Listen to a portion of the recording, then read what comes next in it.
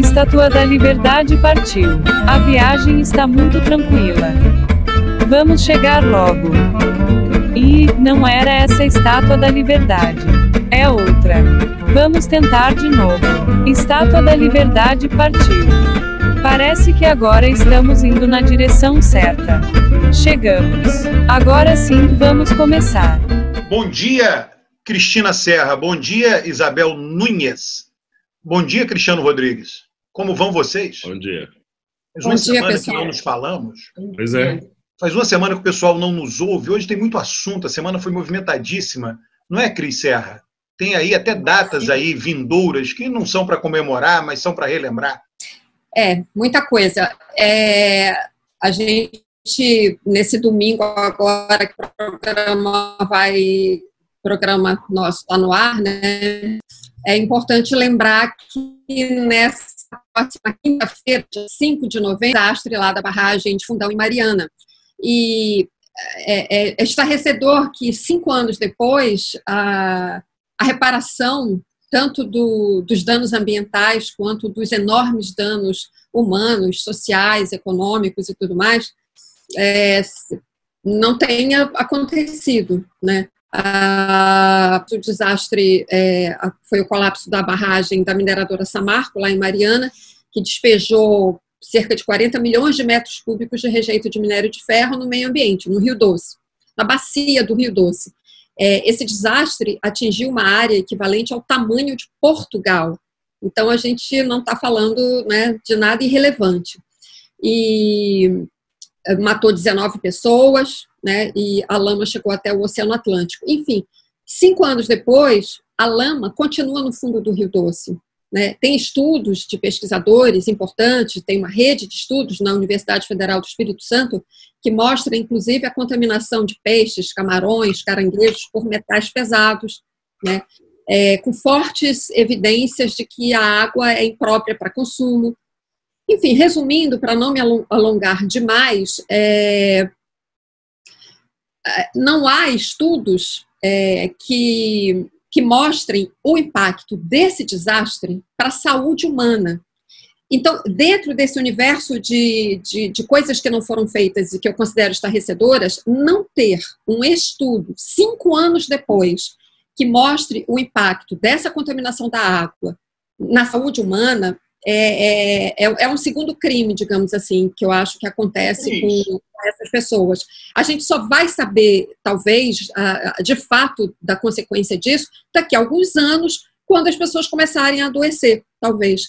Enfim, a justiça não foi capaz de dar uma resposta eficiente a isso. E, só para terminar, por que eu acho, aí é a minha opinião, que há essa incapacidade da justiça de, evidentemente, fazer com que os causadores do dano, que são as 3 grandes mineradoras, Samarco, Vale e BHP, efetivamente reparem esses danos, porque há um vício de origem nesse processo, quando o governo federal, os governos estaduais e as empresas formaram uma fundação, que se chama Fundação Renova, que ficaria encarregada da reparação dos danos. A fundação é bancada pelas mineradoras. Então, as vítimas, as pessoas atingidas, se viram na seguinte situação: elas têm que negociar com o seu algoz as suas reparações. Elas têm que comprovar para o seu algoz que elas foram efetivamente atingidas e que precisam de uma reparação. Isso é um vício de origem que, na minha opinião, leva a essa situação absurda de 5 anos depois a gente ter essa situação. O Cris,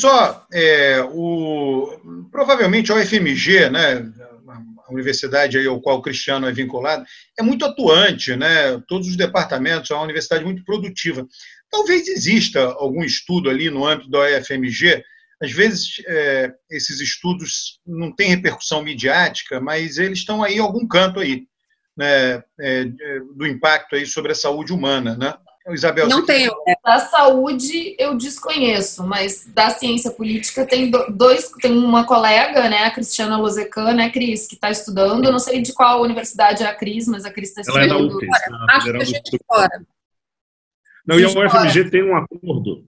A UFMG tem um acordo com esse Instituto Renova Samarco, né, da Vale, para fazer uma série de pesquisas. Mas acontece, assim, inclusive, foi uma coisa bastante controversa quando foi aprovado pela reitoria, porque entre os itens do acordo, a instituição não se dispõe a apresentar os resultados das pesquisas caso eles não sejam dos interesses da própria instituição. Então, se os resultados não forem compatíveis com os interesses da instituição Renova, como é que chama mesmo?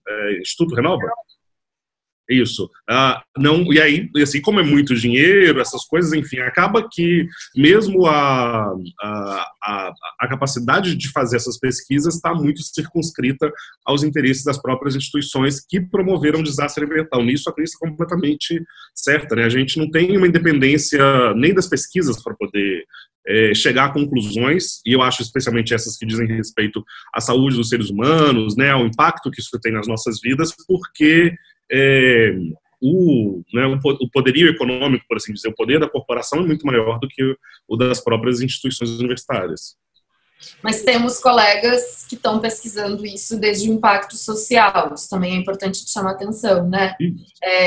A Cris Lozecan, que eu falei, tem um outro colega, o Paulo Augusto Franco, que escreveu sobre o desastre que eles estiveram lá acompanhando, inclusive as reivindicações, e é uma parte bastante curiosa, né, como a população aprende a se relacionar com o capital e com o Estado. Então, e como pediam a volta da Samarco por conta justamente do esvaziamento enfim, do capital, de tudo que fazia a cidade funcionar, e como é perverso isso também, né? Eu acho esse um ponto muito, muito curioso, assim, como é perverso que uma empresa gere capital para uma cidade e aí cause todos os danos que causou, e aí as pessoas, obviamente, precisam continuar vivendo e aí se sujeitam a esse tipo de coisa porque precisam continuar vivendo, porque precisam continuar comendo, porque precisam continuar pagando contas, né? E aí tem uma série de colegas que pesquisam e acompanham isso. Acho que, embora não tenha mapeamento da saúde, como a Cris chama atenção, tem colegas individualmente, que eu quero dizer, e não como instituição, não vinculados, né, à sua instituição, e digamos assim, sem relação com a instituição que está responsável pela reparação dos danos, que ficam acompanhando isso, e é realmente muito, muito triste, né, e no contexto do judiciário também. Então tem colegas que estão acompanhando o MP, como é que o MP lidou com isso e tal.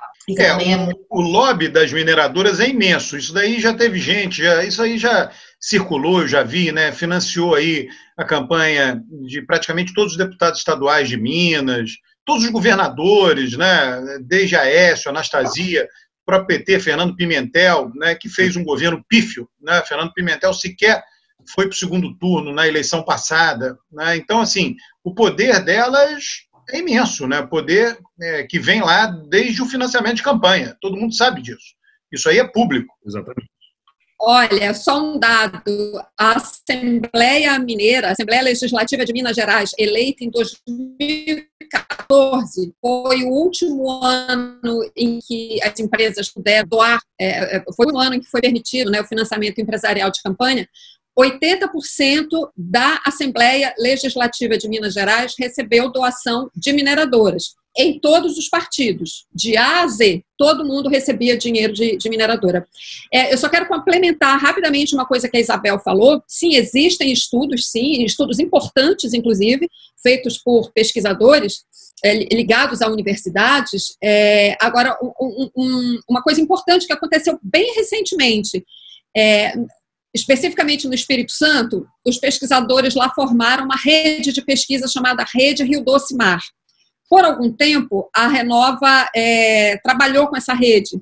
Agora, bem recentemente, curiosamente, depois que alguns estudos foram concluídos e que apontam dados muito ruins, né, para as empresas, a Renova anunciou a rescisão do contrato, dizendo que não quer mais trabalhar com o formato de rede, que ela vai trabalhar especificamente com alguns pesquisadores. Ora, a importância desses estudos era justamente porque na rede você conectava tudo. E agora, ao que tudo indica, esses estudos serão fragmentados. A Renova não explicou que era essa a razão da rescisão. Eu estou avaliando, acompanhei, e estou avaliando que foi em função de resultados que talvez desagradem à fundação que levou, enfim, que essa rescisão está sendo encaminhada. Enfim, foi um desastre, né, real, físico, uma tragédia na vida das pessoas, e o desastre continua até hoje. 5 anos depois, esse desastre não acabou. Ele se desdobra dia a dia, até hoje, sabe-se lá até quando. Olha só, essa semana aí tem essa coisa... Hoje, inclusive, a gente grava na sexta de manhã, né? E hoje à noite, no final do dia, vai ser publicada a pesquisa do IBOP para o município de São Paulo, eleição municipal, para o município do Rio.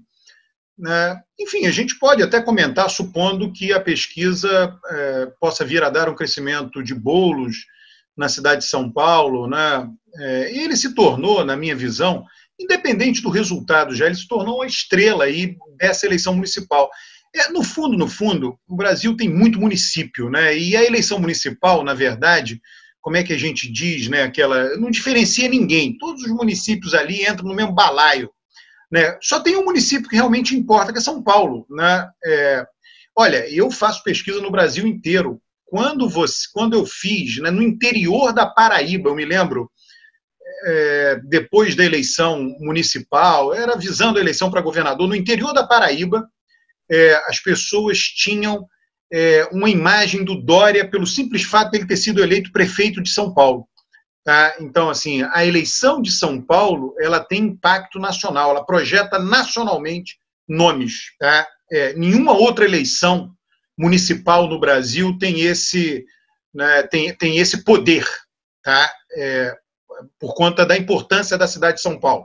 Eu não estou aqui julgando, eu lamento que seja tão concentrado assim, mas é o que é. Né? Então, eu acho que nessa altura do campeonato, o Boulos já é uma figura nacional, muito menos pela eleição presidencial que ele disputou em 2018, que o desempenho dele foi, enfim, patético, ridículo, e muito mais por conta do que está acontecendo hoje na eleição municipal de São Paulo. Né? Mas você acha que a eleição presidencial não conta nada? Ele se tornou conhecido, né? Foi ali que ele se tornou conhecido. Teve debate, ele participou dos debates. Quer dizer, eu acho que lá, digamos assim, funcionou como uma plataforma de lançamento dele, não?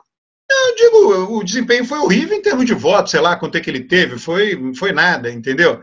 É claro que ali permitiu ele até ficar mais conhecido nacionalmente, mas a disputa de São Paulo, em particular, se ele for para o segundo turno, pode ser que vá. Né? E se for, eu até acho que ele vai como favorito, vai ser atacado, negócio de invasão de prédio, aquela coisa toda, mas isso daí pode ser que o eleitor admita que ele faça isso, mas diga, isso aí não é relevante, eu quero votar para mudar, deixa invadir prédio mesmo. Isso pode acontecer, tá? Isso não ser relevante na tomada de decisão, tá? Por mais que ele vai ser atacado nisso, né? É só uma questão de tempo, faz parte, a democracia é para isso mesmo, né? É uma peneira, né? E você tem que se comportar direitinho para poder ganhar uma eleição. Se não se comportar direitinho, não ganha. Essa aqui é a realidade. Bom, eu acho a campanha do Boulos assim, tem sido uma campanha muito interessante. As estratégias de campanha do Boulos me parecem muito acertadas. Elas têm... Outro dia eu vi que ele fica numa Kombi, né? E aí as pessoas são convidadas a falar sobre ele, e aí todas falam aquelas coisas das fake news, sobre invadir casas, não trabalhar, etc. E aí ele sai da Kombi e conversa com as pessoas, assim, tem uma estratégia de proximidade com o eleitor e, ao mesmo tempo, tentar desfazer essas imagens da política feita na mentira, assim. Tem sido bastante interessante. Ele ainda parece que é um candidato pouco reconhecido na periferia de São Paulo, o que garante um pouco... O que também é bom, né? Porque garante um crescimento para ele nessas áreas. Conforme as pessoas forem conhecendo ele, vai garantindo a vantagem dele. E, óbvio, o Russomano é aquele candidato que acabou fazendo o que ele sempre faz todas as eleições, que é começar em alta e descendo. Então, mas eu concordo que o Boulos, ele é um sujeito que ele está virando uma figura de caráter nacional agora, né? Eu não acho que na eleição presidencial ele fosse uma figura de nome, era muito mais uma disputa em relação ao eixo do PSOL com o Freixo e o eixo com ele, e eu acho que essa disputa vai ficar mais forte agora, porque o Freixo acabou abrindo mão da sua candidatura no Rio de Janeiro, enquanto o Boulos conseguiu. Então, Boulos conseguiu uma plataforma muito maior para se catapultar como uma figura nacional do PSOL, né, quer ele se eleja ou vá para o segundo turno ou não, porque o que ele tem feito de campanha, o quanto ele tem sido conhecido nas plataformas sociais, ele é um político muito novo, né, ele é um político que reúne... eu não sei, tem algumas características sobre ele que uma certa parcela da esquerda estava sentindo falta, né? Um certo carisma, um certo cuidado com as pessoas, um sujeito que parece um sujeito como os outros quaisquer, assim. Então, ele tem muitos elementos que me parecem interessantes, faz sentido que ele esteja tão bem nas campanhas, na eleição. Eu acho o seguinte, né? Isso vai ser bom porque, olha, vocês sabem, né? O PSOL tende a acabar. Né, o PSOL vai acabar como partido político. Ele não vai alcançar a cláusula de barreira e provavelmente muita gente do PSOL vai acabar indo para o PT. Né, e o próprio Boulos, vamos supor que ele ganhe, né, ele não tem equipe para governar a cidade de São Paulo. Né, então ele vai precisar contar muito com o PT de São Paulo para poder governar. Né, óbvio, né, que se ele vencer, for para o segundo turno, um secretário de governo certo dele será Gilmar Tato. Não tem a menor dúvida com relação a isso. Mas não só. Né? O fato é que ele não tem equipe para tocar uma cidade tão... O orçamento de São Paulo é maior do que a maioria dos estados brasileiros. Né? E ele, o que eu acho muito bom, né, que é típico da democracia, né, ela obriga, muitas vezes, figuras muito radicalizadas a se moderarem. Aí alguém vai dizer, mas o Trump não se moderou, mas vai ser defenestrado. Justamente isso. Se você não se modera, você sai do jogo. O Boulos, ele na campanha já está se moderando. Aí alguém pode argumentar, mas Bolsonaro não se moderou na campanha. Não, mas no governo sim. Né? Então, não tem jeito. Se não se moderar, é defenestrado pelo sistema. Né? O sistema ele é muito poderoso para cima de indivíduos. Né? E eu vi já a declaração do Boulos, não me esperem demonizar iniciativa privada. Ele já começou a rodar a baiana para poder ganhar. Ele vai rodar muito mais a baiana. Né? Isso é só o início. Né? Ele vai ter que se moderar muito e aí vai virar alguém normal de esquerda. Né? Olha só, mas me parece, eu estou achando que essa sua análise sobre o Boulos não é muito boa. O Boulos, pelo que eu tenho acompanhado da carreira política dele... Normal de esquerda. Não, é terrível, né? Calma aí, vamos defenestrar o Alberto. Eu estava esperando, eu fiz para te provocar, rapaz. Olha, não tem o taquinho aqui, eu tenho que arrumar alguém para provocar, porra. Pois eu sou da paz, gente, eu não brigo com ninguém. Mas não, olha só, o taquinho não briga também.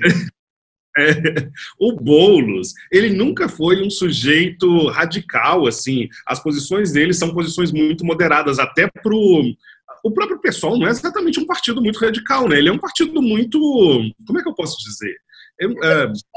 Praça São Sebastião, né? Ele é um partido normal de esquerda. Eu ia dizer isso, é um partido normal de esquerda. Um pouco mais colorido, digamos assim, né? Um pouco mais colorido, um pouco mais... Até comentários do tipo... o Boulos de 2018 para 2020 é o equivalente ao Lula de 1989 e ao Lula de 2002. Assim, não faz o menor sentido essa comparação.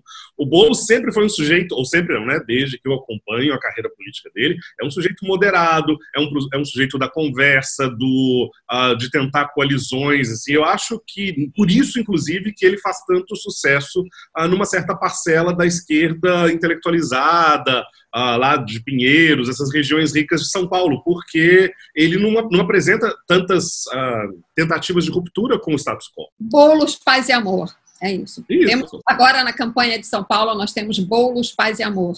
Alberto, acho que a gente podia colocar aqui Você falou que, por exemplo, no eventual governo Boulos, caso ele chegue lá, que o Gilmar Tato seria um secretário, etc. Como é que fica o PT nessa eleição, né? Porque o PT está completamente, assim, uma candidatura completamente inviável. Estratégia jacaré do PT. Não, mas aí, o que acontece? O próprio desempenho do Boulos liquidou com a Haddad. A Haddad acabou, a Haddad não vai ser candidata a presidente, tá? Por uma razão simples, porque a Haddad, lá atrás, quando começou a corrida, o Boulos falou isso. Se o Haddad fosse candidato, ele não seria candidato de São Paulo. Ia ser a Samia Bonfim, para puxar nominata de vereador, ia ter candidato, mas ia ser alguém com pouca relevância. né? E aí o Haddad, ao se recusar a ser candidato, né, porque política é poder, tá? Quem é do PT investe no PT, né? Então, quando o PT perde esse cabedal imenso de votos de São Paulo para alguém de esquerda, né, primo irmão, não importa, mas significa que você transferiu o poder de barganha para uma outra figura. O poder de barganha não ficou dentro do PT, foi para fora do PT. O que eu acho que vai acontecer? Né? Isso tudo são capítulos de uma novela longa, mas vai acabar acontecendo. O PSOL vai deixar de existir, Boulos vai sair do PSOL, vai entrar no PT. Agora, ele sendo prefeito de São Paulo, tendo ido no segundo turno, tendo tido um excelente desempenho, ele vai entrar no PT com poder de barganha, com cargo de direção. É tudo que alguém do PT não queria, porra. Claro, política é poder. Entendeu? Uhum. Todo mundo vai querer. Boulos entra, mas eu quero você sem poder de barganha. Ele vai ter que deslocar alguém de espaço. E aí o responsável por isso vai ter sido Haddad. Você entendeu? Internamente, o responsável por isso é assim que você tem que ver a política, pensar a política. E aí, esquece, Haddad, você não foi para o sacrifício em São Paulo, dedinho, você não vai ser candidato a presidente. Tchau. Tá? Já era. Boulos liquida inteiramente qualquer ambição presidencial de Haddad. Liquida. E Boulos é muito próximo de Lula, né? Vamos supor, né, de novo, Boulos vence a eleição, ele vai ser influente na eleição presidencial. E se for para o segundo turno e não ganhar, ele pode ser o vice do PT na eleição presidencial. Claro que pode ser, é óbvio, tá? E Haddad dançou, porque se ele for o vice, não vai ter um candidato de cabeça de chapa de São Paulo e um vice de São Paulo, não vai ser assim. Vai ser um candidato do Nordeste e o vice de Boulos, tá? Então, tudo isso vai se desenhar, né? Tudo isso vai entrar na perspectiva dependendo desse resultado. Né? Agora, o grande derrotado de cara é Fernando Haddad. Isso daí é zero dúvida. Ele não fez essa avaliação. Provavelmente ele tinha avaliação equivocada, que ele podia não disputar a eleição de São Paulo e ainda assim ser candidato a presidente. Eu gravei vídeos mostrando que isso era impossível. Tá? Gravei vídeos mostrando tudo que podia acontecer, se ele disputa e não ganha. Porque o que acontece? Político tem que ter paciência, na política tem fila. Né? Se ele disputa a eleição de São Paulo e ganha, ele poderia ter realmente que não ser candidato a presidente, ia ser outro. Aí ele ia ter que disputar de novo, ser reeleito em São Paulo, para só lá na frente ser candidato a presidente. Não teve paciência de ser lá na frente, não vai ser agora, entendeu? Já era. Política é assim. Política é um mundo duro. Política é um mundo muito duro. Muito cruel a política. A política não perdoa erros. Não perdoa. E já que a gente está falando desses cenários futuros, onde é que entra o encontro Ciro-Lula? Você está dizendo que política não perdoa. Ciro e Lula podem se perdoar? Você tem que pensar o seguinte. Quem foi que vazou o encontro? Já ocorreu há mais de um mês. Quem vazou o encontro? Não sei. Imagina. A gente pode supor. Eu também não sei. Mas para quem faz sentido vazar o encontro? Para Ciro. Não faz sentido para Lula vazar o encontro. Sim. Ciro se utiliza de Lula para se projetar. Lula não precisa de ninguém para se projetar. Tá? Então, como é que o encontro ocorrido há mais de um mês foi vazado agora? Qual o motivo disso aí? Você acha que o Lula está com essa bola toda mesmo, Alberto? Sinceramente, olha, como alguém que, assim, que tem uma super simpatia pelo Lula, eu não estou falando como uma pessoa que não gosta do Lula, mas você acha mesmo que o Lula está com a bola toda, assim, como você está falando? Porque eu tenho sérias dúvidas se ele ainda está com essa pelota aí tão alta. Assim. Ô, Isabel, vê aí eleição municipal, quantos programas eleitorais ele entra pedindo voto para os candidatos a prefeito do PT. Pô, um cara que não tem essa bola toda não poderia... A Dilma aparece em alguma propaganda? Nenhuma, claro. Mas a Dilma sempre teve um perfil que não era um perfil popular, digamos assim, né? Ela não agrada as pessoas. Se a Dilma aparecer... Quer por questões, inclusive, por ela ser mulher, que são coisas que a população, obviamente, isso pesa no machismo, né? Óbvio. Quer por ela ser mulher, quer por ela não ser, de fato, uma pessoa simpática. Então, assim, ela não tem o carisma do Lula. E aí, mas a minha pergunta é, será que ele ainda tem esse impacto todo? Eu tenho sérias dúvidas, assim, sabe? Ô, Isabel, o governo dela foi péssimo. Ele é pessimamente... Sim, concordo. Tá, não entra aí negócio de gênero, nada disso. O governo dela foi péssimo. Então, ela não pode ir para televisão, pedir nenhum voto para ninguém. Vai perder voto se ela aparecer. Agora, o Lula não. O Lula é popular, ele não vai a todas as televisões. Depende do perfil do município. Tem município que ele é muito aprovado, tem município que não. Então, nos municípios que ele é muito aprovado, ele está lá na televisão. Viu o aniversário do Lula, o que aconteceu? A agitação toda em torno do aniversário do Lula. Olha, uma das coisas que eu mais acho relevante, tá? Que eu acho mais emblemática do mundo é aquela pedra sagrada lá para os muçulmanos, lá na Arábia Saudita, que eles têm a peregrinação lá do Ramadã, Kaaba, né? Aquilo ali nós fazemos o tempo inteiro, todos nós fazemos. Ficar andando em volta de nossas bandeiras, né? O Lula é uma bandeira da esquerda, né? Esse aniversário dele é a mesma coisa que os muçulmanos fazem em torno daquela pedra, a esquerda fez em torno do Lula agora no aniversário dele, a mesma coisa. Ele apareceu em inúmeros programas eleitorais pelo Brasil inteiro, dos candidatos petistas nas capitais, ele recebeu parabéns de Deus e o mundo, ele deu uma declaração, fez um discurso que circulou em grupos de WhatsApp da esquerda. O que é isso? Se não circular em torno da pedra sagrada. É exatamente a mesma coisa, tá? E a pedra continua sagrada, né?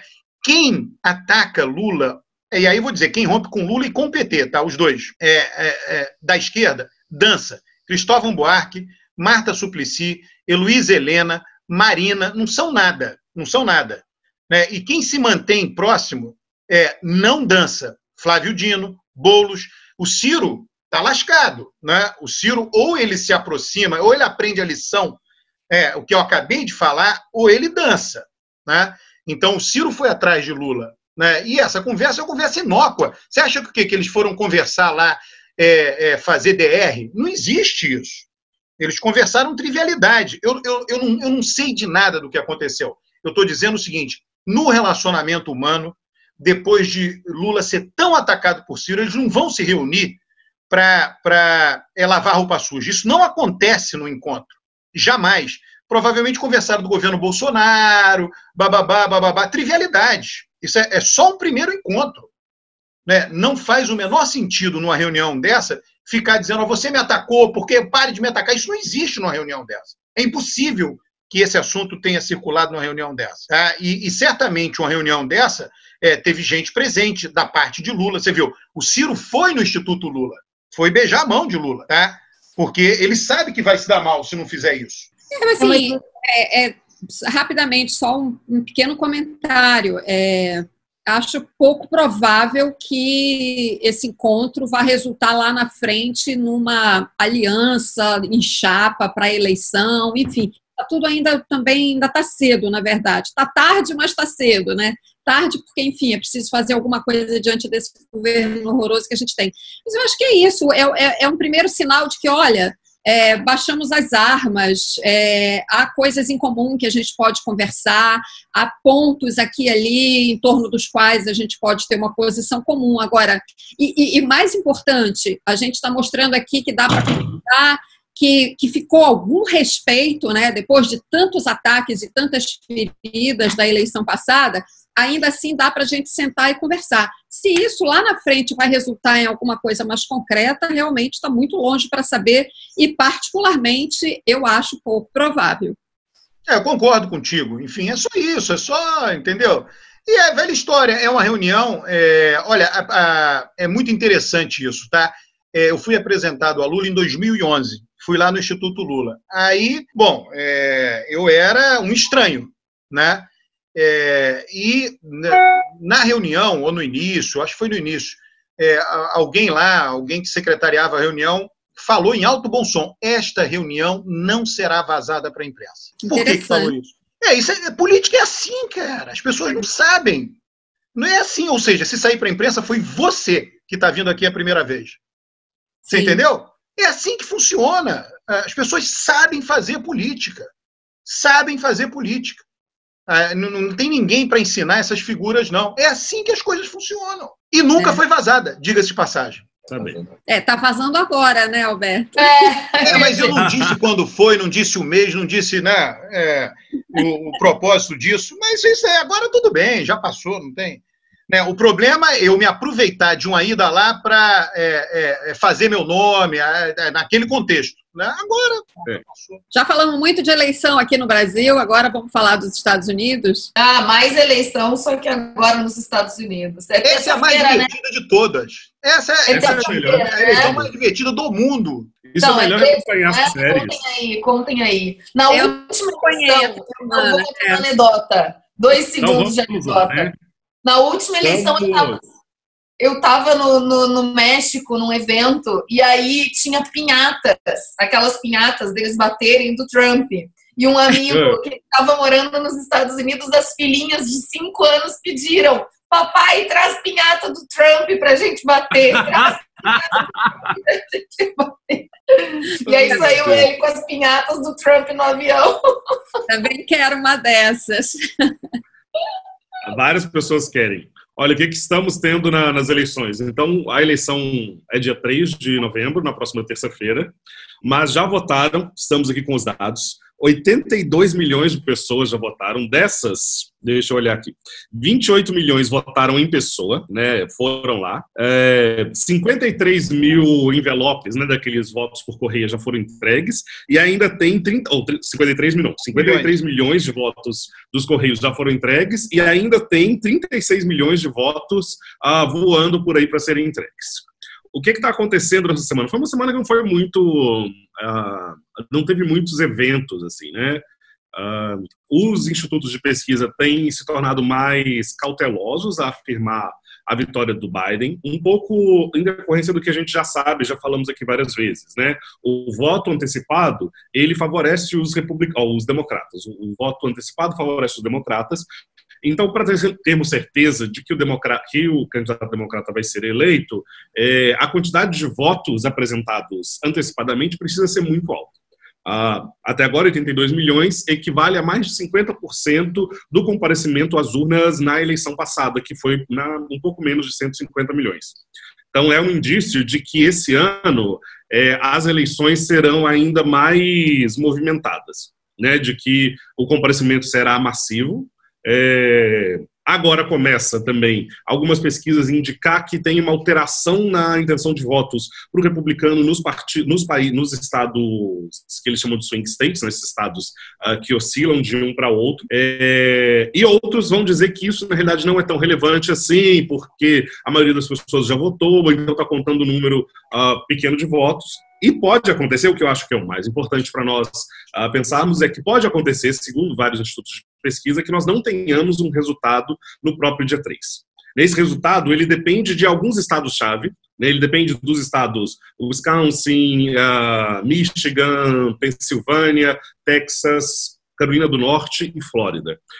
Então, a possibilidade de nós termos um candidato eleito já de sabermos quem é o candidato eleito já no dia 3, depende um pouco de como vai ser a contagem de voto nesses estados e a apresentação dos resultados. Alguns desses estados, e de novo, né, para pensar como a eleição norte-americana é uma eleição muito divertida, então alguns estados, você tem eleição antecipada, mas os votos só começam a ser contados no dia 3 de novembro.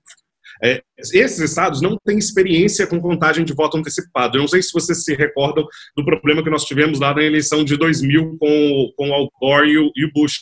Naquela eleição era o problema daquela bolinha, não sei que era um cartão tipo esses oletes que as pessoas marcavam, aí caía uma bolinha, essa bolinha significava a contagem de votos, e às vezes o cartão não caía, a bolinha não caía, e as pessoas tinham que contar exatamente agora.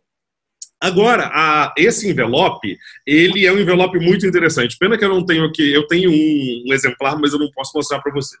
Mas ele, você recebe o envelope, aí você assina aqui em cima, tem um lugarzinho aqui que você assina. E aí você tem que tirar um decalque dele. E aí depois vem um número embaixo que indica que aquela assinatura é a sua. E às vezes isso se perde no correio. Então pode acontecer de o envelope chegar sem assinatura, chegar e não ser possível conferir se a assinatura e o número daquela pessoa está ali. Ele pode ter votado errado, porque na cédula lá ele pode ter votado errado. Então tem uma série de coisas que pode fazer com que a contagem de votos não seja tão rápida quanto a gente pressupõe. Não é assim, e depois, a gente fala que a eleição norte-americana é candidato republicano e democrata, não é só isso. Eu acho que tem mais ou menos 6 candidatos na disputa. Inclusive, como é que ele chama? O Kanye West. Ele é candidato, em alguns estados ele aparece na cédula de votação. E você tem vários outros temas também que são discutidos, né? Aborto, eleições locais. Isso quer dizer que fazer a contabilização dos votos é um processo muito demorado. Se ele começa no dia 3, num estado grande, que tem um número grande de eleitores que votaram por correio, isso pode fazer com que a gente demore a saber o resultado daquele estado, às vezes por uma semana, 2 ou 3.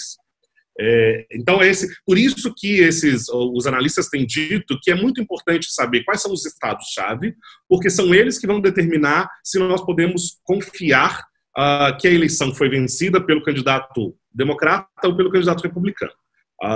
E aí, óbvio, né, tem alguns estados que a disputa está ferrenha, está muito páreo a páreo, tipo Carolina do Norte, que é um estado tipicamente republicano, mas que tem uma tendência a votar democrata esse ano. O Texas, que está indefinido. A Pensilvânia, que é um estado, né, que é um dos swing states, então varia um pouco. Wisconsin e Flórida. E aí alguns analistas acham que se o Biden vencer, por exemplo, na Flórida, a eleição está acabada. Porque como é um estado que ele tipicamente não vence, ele é um indício de que ele venceria em outros. Já se o Trump vence no Texas, não é um indício de que o Trump venceu. Então, são várias... O modelo ele é muito, muito complexo. A gente vai passar uma terça-feira aí muito divertida para poder analisar como é que vão ser esses resultados das eleições. Assim, esse é o nosso cenário nas eleições norte-americanas. Olha, vai ter programa... Vocês vão acompanhar ao vivo esse resultado, a apuração da eleição? Vai ter programa, vou fazer pipoca. Vou fazer pipoca e um vinho e vou ficar acompanhando vocês. Vamos divulgar na terça-feira. Ó, o que acontece é o seguinte, essa semana eu liguei para um amigo meu, foi meu chefe, e ele trabalha com pesquisa lá nos Estados Unidos, e comentei que eu acho fantástico aquele negócio das caixas falsas para coletar votos. Lá na Elas não são falsas, porque aquilo é legal nos estados. Em 26 não, pois é, estados. sabe o que ele falou, o Cristiano? Ele falou o seguinte: aqui nós consideramos aquilo legítimo. E o que você está falando, além de ser legítimo, é legal. Né? Explica, Alberto, o que são as caixas, para quem não conhece. Não, o Cristiano que trouxe essa história aí. Cristiano, fala em detalhes, que o Cristiano sabe tudo, sabe tudo. O que aconteceu foi, na Califórnia, 26 estados permitem que os votos sejam entregues por terceiros. Então, o que significa? Você recebeu o seu envelope em casa. E aí você vai e entrega esse envelope, você tem 2 opções de entrega. Você pode entregar numa sessão eleitoral, que foi o problema que eu relatei em alguns programas passados, das filas imensas de que algumas counties só tinham uma sessão eleitoral para entrega dos votos. Ou você pode entregar em caixas oficiais, não é do correio, caixas oficiais, e essas caixas oficiais são levadas pelo correio até a sessão eleitoral. Só que 26 estados permitem que terceiros levem essas caixas para a sessão eleitoral. Aí o Partido Republicano fez, na Califórnia, uma caixa dizendo: entrega oficial de votos, em que ela mimetiza a caixa oficial que os Correios têm. Só que o Estado permite isso, ou seja, o Estado não é ilegal, pode ser imoral, não sei bem, não é ilegal que eles façam isso. Então, os republicanos, acabou que o Partido Democrata entrou na justiça querendo coibir os republicanos de fazerem isso, porque eles entenderam que era uma forma de fraudar as eleições, já que você pode simplesmente pegar a caixa e jogar ela fora. Sim, sim. Aí o que esse americano falou? Olha, isso aqui é considerado legítimo aqui. O que você está falando, Cris, vai além da legitimidade. É legal. E aí o que ele disse? É legal. Em 26 estados é legal. Se os republicanos espalharam as caixas dessa forma, os democratas têm que espalhar as caixas deles. E aí pegar os votos republicanos e depois jogar no lixo. Porque é aceito. O sistema aceita isto. Os americanos aceitam isto. É impressionante. Né? É isso. O que é importante, olha, as regras, quais são as regras, não interessa. O que interessa é que todo mundo, né, tem um acordo tácito de aceitar aquelas regras, que é aquela bagunça de lá. Para nós é inconcebível. No nosso padrão hipercentralizado, com o presidente do TSE, Barroso, fazendo discursos pomposos, dizendo como vai ser a eleição. Né? Falando nisso, vocês viram que vão ter drones acompanhando a nossa eleição? Monitoramento eletrônico na nossa eleição? Imagina, o americano deve ver isso, vai ficar escandalizado. Diz, que é isso? Que absurdo, que loucura. Né? É bem interessante. E os americanos não confiam no voto eletrônico, né? Não confiam, né? Não confiam na urna eletrônica. O mais engraçado é que alguns estados têm urna eletrônica. Quer dizer, não é exatamente eletrônica. Mas também outra anedota interessante sobre isso. É muito divertido analisar as eleições norte-americanas, porque você fica sem saber como é que um país como aquele pode funcionar e ser a nação mais importante do mundo, assim, porque não faz absolutamente o menor sentido. Então, eles fizeram uma espécie de leilão para escolher as urnas eletrônicas lá em, sei lá quando, final dos anos 90 e início dos anos 2000. E aí só algumas empresas, acho que 5 empresas, trabalham com eleições, porque é muito barato, ou seja, não tem lucro, assim, é um mercado pouco lucrativo, porque imagina, uma vez que você fez as urnas e entregou elas para as counties e para os estados, aquilo vai ficar lá 20 anos, e aí você não vai ganhar mais dinheiro com aquilo. E os sistemas são muito sujeitos às fraudes, que foi aquela questão da fraude que nós falamos sobre os russos terem hackeado as urnas na eleição anterior. Então, você tem sistemas operacionais que são do início dos anos 2000, as máquinas são gigantes, e algumas dessas máquinas, elas não têm um sistema de backup de votos. Então, você não pode recontar os votos. Aí, agora, o que eles estão fazendo, em algumas máquinas, eles estão exigindo que você imprima o voto também, junto com isso. Só que nem todas essas máquinas e nem todos os estados fazem isso. É um problema sério essa questão da eleição, porque são muitos sistemas estaduais, sistemas municipais e um sistema federal particular. Assim, a estratégia de coordenação praticamente não existe. Agora, sabe, toda vez que eu penso nisso, eu reflito que o Brasil, do ponto de vista do PIB, é um estado dos Estados Unidos. Quando a gente pensa nos Estados Unidos, por exemplo, o Texas, o PIB do Texas é igual ao PIB da França. Então, Texas é a França. O Brasil é o de Nova York, do estado de Nova York. A Califórnia seria o 4º maior país do mundo, seria o 4º maior PIB do mundo, ou 5º. Então, é como se cada paizinho ali, cada estado é um paizinho, e aí ele gera a eleição dele. Na verdade, funciona assim. A riqueza é tão grande que cada estadinho ali está gerindo, e aquilo tem que agregar nacionalmente. É por isso que a gente não entende isso. É muita riqueza.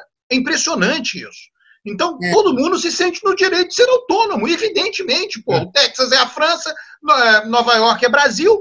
Você entendeu? É complicado, pô. As pessoas olham de longe e não entendem, mas porque é muito rico o diabo do país. Agora, Cris, esse negócio da apuração que você falou, de qualquer modo, a pressão da sociedade americana para que saia o resultado na noite de terça é enorme. Vai ser enorme. Sim. Né? Não vai sair por causa da bagunça, talvez, né, do nosso ponto de vista. E aí vai ter pesquisa de boca de urna, vai ter aquela apuração do voto presencial da Flórida, aí, né, por conta do fuso horário do país, todo mundo acaba sabendo antes o resultado da Flórida, enfim, da costa, né, da costa leste, né? Costa leste. Então todo mundo acaba sabendo, só lá tardão que vai entrar o resultado do Texas, cara. É impressionante isso. Então a pressão vai ser... Fala pra gente como é que a gente acompanha o esquema que vocês vão fazer para debater e acompanhar, como é que vai ser? Eles estão mantendo suspense. Suspense.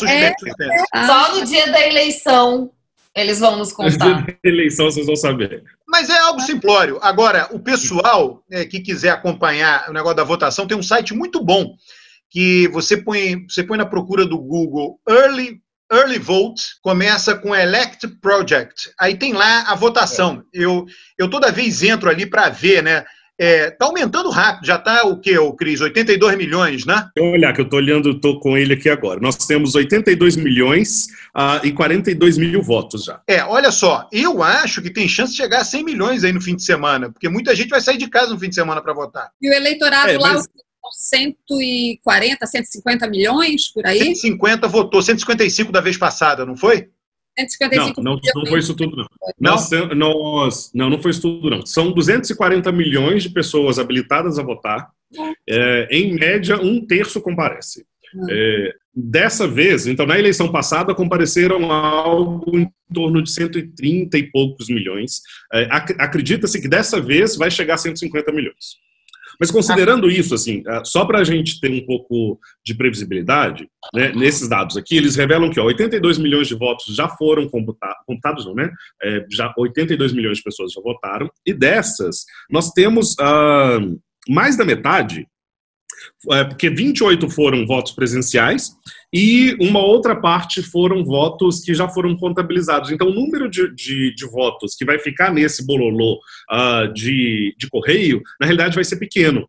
Eu acho, né, assim, fazendo aqui um exercício de futurologia, porque pode estar errado, vamos, sexta que vem vocês me cobrem se eu estiver errado na minha futurologia, pode acontecer de não ter esse delay todo, de ter todo esse atraso na apuração, porque a campanha, especialmente dos democratas, tem sido para que as pessoas votem em pessoa, né, que elas vão pessoalmente votar, ou que elas entreguem os envelopes com muita antecedência para que eles possam ser computados. E apenas alguns poucos estados é que só vão começar a computar na noite anterior da eleição ou no dia 3.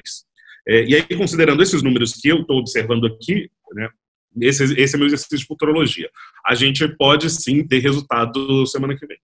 Mas é os Estados Unidos. Agora, olha só, eu estou achando, uma das probabilidades é de ser uma surra democrata, né? Você tem até uma probabilidade muito pequena do Trump ser reeleito e uma probabilidade maior, não desprezível, de ser uma surra democrata. O que é uma surra? O Biden ganha com a margem folgada, maioria no Congresso, na Câmara e no Senado, né? Vai ser interessante se for uma surra democrata, porque eu acho o seguinte, eu tenho uma visão dos americanos que eles aprendem a lição, né? Os democratas aprenderam, que é uma cultura puritana, né? Eles adoram dar lição de moral, né? No Brasil não tem lição de moral, ninguém dá lição de moral em ninguém no Brasil. O americano é especialista em dar lição de moral. Tem moral suficiente, não é mesmo? Exatamente.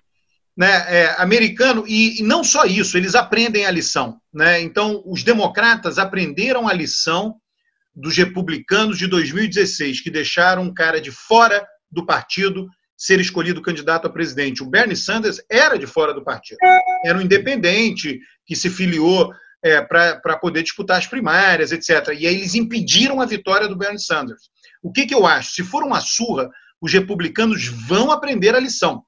Eles vão aprender que lição? Não podemos ter um Trump uma segunda vez. Tá? Agora, eu acho o seguinte, o Trump é um louco, um bandido. Agora, ele fez uma coisa importante, eu acho. Ele mudou o ponto de equilíbrio da política externa americana. Antes do Trump era uma política externa, depois do Trump vai ser outra, e vai ficar, que é uma política de confrontação com a China. Tá? De confronto realmente com a China. Então, o Trump mudou, sim, o ponto de equilíbrio da política americana, porque lá é o seguinte, a política externa é muito importante, né? É um grande tema nacional, né? Então, lá tem o tema da economia, o tema doméstico e o tema da política externa. Tá? E, então, ele mudou o ponto de equilíbrio. Eu acho que isso é relevante para nós nas Américas. Tá? Eu, por exemplo, né, eu me considero um ocidental formado na matriz cristã. Eu não tenho a menor simpatia com a China, zero simpatia com a China. Meus alinhamentos são todos ocidentais, né? Então, por isso, eu acho louvável essa mudança do ponto de equilíbrio norte-americano de entrar em confronto com a China. Eu não tenho nada a ver com confucionismo, nada a ver com a cor lá do chinês, amarelo, não tem nada a ver com aquilo ali. O meu mundo é outro, né?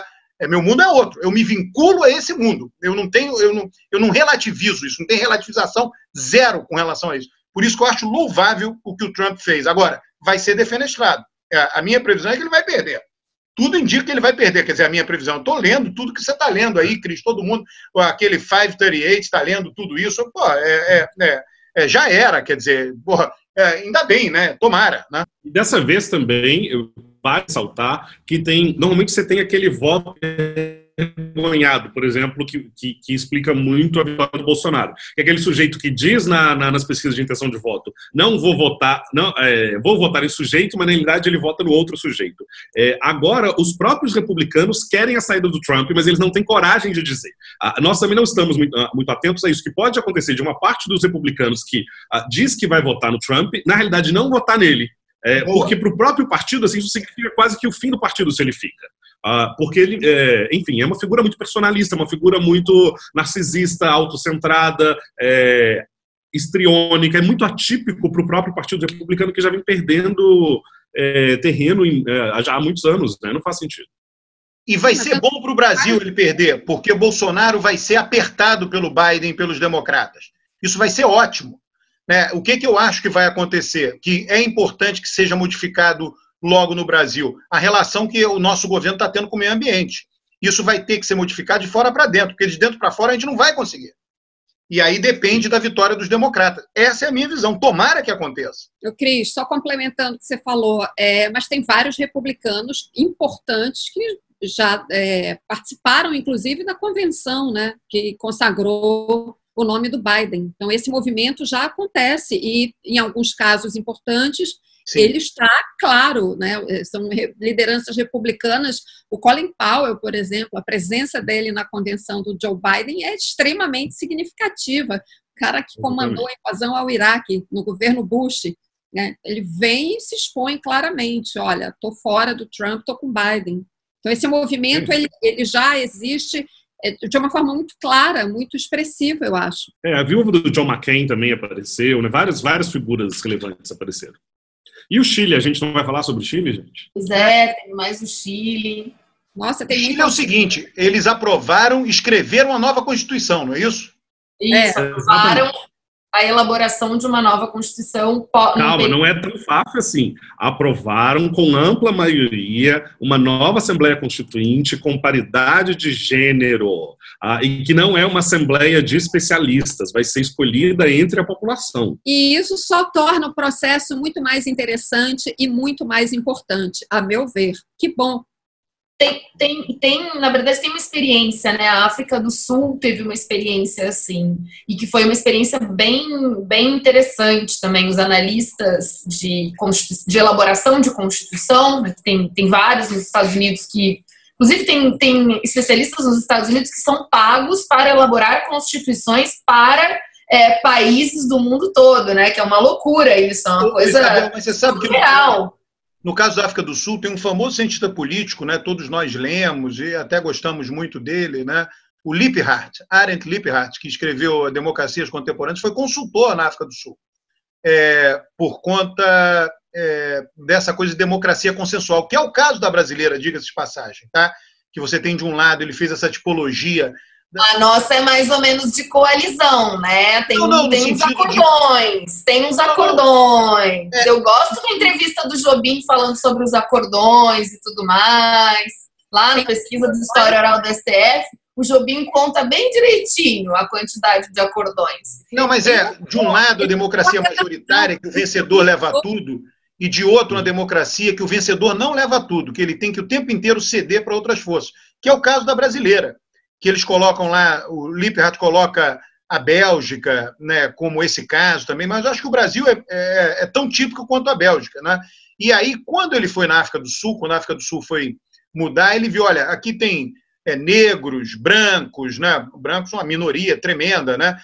Mas está saindo de uma situação muito conflituosa. Então, o que ele propôs foi vários mecanismos da democracia consensual, de tal maneira que todo mundo pudesse ter algum tipo de poder de veto. Tá? Eu não acompanhei isso muito de perto, não. O que eu sei é o que eu estou falando aqui. Tá? Que o Liphart foi uma espécie de consultor em função dessa obra dele, que é importante. Tá? No caso do Chile, eu não sei como é que isso vai funcionar. Né? Eu acho interessante... Peraí, uma recomendação só que eu quero fazer, porque eu acho que o nosso programa já está acabando. Isso que a Isabel falou, é super importante conhecer isso. O Nelson Jobim, inclusive, mudou, por conta dele, a redação de um artigo da Constituição. Isso ele já falou publicamente.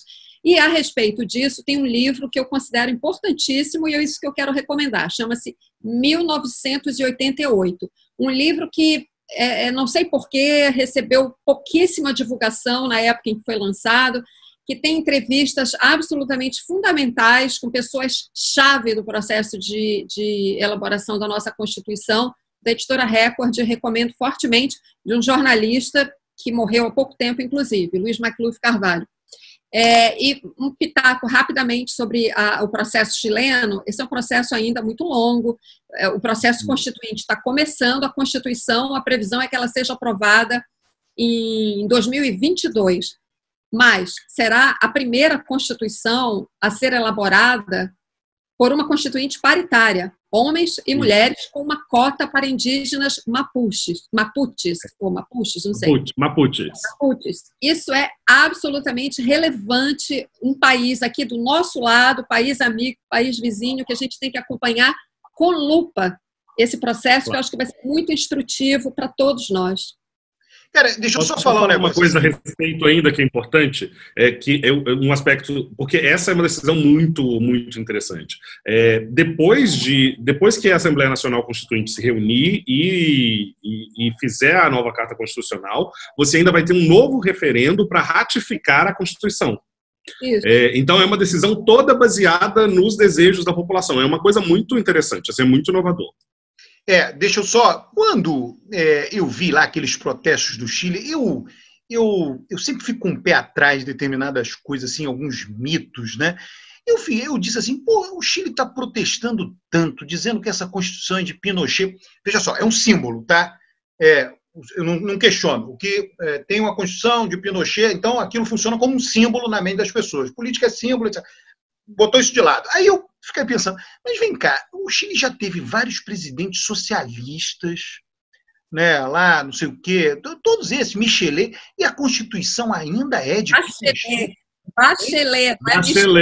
Não, é Bachelet, não, aquele outro, Eduardo Frei. Bachelet. Não é Bachelet, é Michele Bachelet. O Frei. Né, aí eu fiquei com aquela pulga atrás da orelha. Porra, como é que essa Constituição aí pode ser de Pinochet e o país já teve vários presidentes socialistas? Aí fiz uma pesquisa no Google. A Constituição já sofreu mais de uma centena de emendas. Mais, é totalmente emendada. Por isso mas não mexeu nos direitos sociais, Alberto, que é o ponto central das reivindicações dos chilenos. Educação pública, saúde pública, previdência. A previdência lá é de capitalização, era o que o Paulo Guedes queria fazer aqui inicialmente. Esse é o coração do sentido da mudança que os chilenos querem. Você não precisa de uma constituinte para mudar, é só isso. Por isso que eu digo, é um símbolo. Como símbolo, ok. Mas você emenda. Você vai lá, forma a maioria e emenda. Como já tem mais de uma centena de emendas. É só isso. Tá? Sobre os direitos sociais, Cris, não é só isso também, né? Eu fui ao Chile recentemente e cheguei lá achando que eu ia comprar livro como se compra na Argentina, né? Com preço de banana. Lê do engano. Caríssimos os livros no Chile. E aí eu tava com um amigo chileno e ele falou, Isabel, aqui os impostos sobre os livros são surreais, entendeu? Uma coisa absurda. Então são várias questões, né, que estão em jogo nessa disputa da população.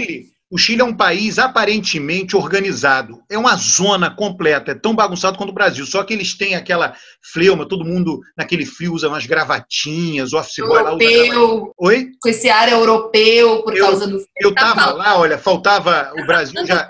de Santiago, né? Você vai para o interior, você saiu de Santiago, vai para o interior do Chile, é outro país, né? Santiago é uma zona. Santiago, eu estava lá com a família, aí tinha que pegar aqueles voos para voltar para o Brasil super cedo. Estava num flat, aí desço lá na porta do flat. Eu tenho várias experiências, minhas histórias do Chile são fantásticas. Aí desço lá na porta do flat, o cara todo, né, o próprio executivo lá, o atendente, não, a sua van estará aqui às 4h30 da manhã. Falei, pô, tá bem, né, o Chile é organizado. Aí chega na hora, 4h30 da manhã, sei lá, 5 horas, tudo escuro, né? Nada de van. Aí, não, está vindo. Passa mais 5 minutos, nada de van, a gente vai perder o voo. Não vai conseguir. Aí, o que eu fiz? Pô, eu saí do hotel pro meio da rua. Não tinha uma alma viva, era de madrugada, pô. Aí, lá na frente, eu avistei uma van parada com motorista. Aí, fui correndo pra lá. Aí, o cara falou, olha, eu tô aqui esperando uma corrida que marcaram, mas vem cá, você tem que ir no aeroporto agora? Tudo bem, eu te levo. Foi a sorte, senão a gente perdia o voo. É uma zona o Chile. Uma vez estava lá num hotel com uns amigos, aí na hora de sair, o Brasil já tinha, era antes da Olimpíada, essa eu me diverti muito, era antes da Olimpíada e da Copa do Mundo, mas o Brasil já tinha sido escolhido. Aí, na hora da saída, para pagar o hotel, aquele negócio de resort, negócio de esquiar, aí aquela zona, as contas todas erradas, aí eu virei para os atendentes e falei, olha, esse país de vocês é uma bagunça, por isso que vocês não cediam, nem Copa do Mundo, nem Olimpíada. Cara, eu disse, eu vou me divertir agora. Uma zona completa para sair, todas as contas erradas, cara. Então, o Chile é uma bagunça completa. Agora, essa constituinte, o que eu acho dessa constituinte? Eles vão escrever o negócio e vai ter uma aprovação popular. Na hora que forem escrever, vão ter vários, como é que eu diria, vários obstáculos técnicos muito grandes para fazer uma transição do atual sistema para o futuro sistema que eles vão querer que vai ser diferente desse. Então, vamos ver, porque os redatores, né, vão ter que enfrentar esses obstáculos técnicos, que não serão considerados na hora do plebiscito para ratificar ou não a Constituição. Então, isso aí tem aí uma chance, se eles não conduzirem isso muito corretamente, tem uma chance aí de uma confusão grande lá na frente. Cristiano? Oi, eu acabei. Hoje é domingo, Cristiano, hoje é domingo. O que vai acontecer na segunda-feira nos Estados Unidos para a gente fechar o programa de hoje? Segunda não acontece nada, né? Terça que acontece, temos uma eleição. Mas vai ter votação antecipada pesada na segunda, eu também acho, hein? Eu acho que esse final de semana, né, que nós estamos gravando na sexta, vai ter, talvez cheguemos a 100 milhões de votação, de comparecimento antecipado, né? E aí isso, quando for divulgado, vai incentivar quem não foi votar a ir votar. Exatamente. Eu acho que o comparecimento vai ser recorde, com certeza. Essa é uma eleição definidora, definitiva da sociedade norte-americana. Tem criado muitas fissuras e um debate muito importante na sociedade. Espero que o Brasil faça com Bolsonaro o que os Estados Unidos provavelmente vão fazer com Trump, hein? Tomara. Tomara. Pessoal, tchau, tchau. Tchau. Boa semana. Gente. Boa semana.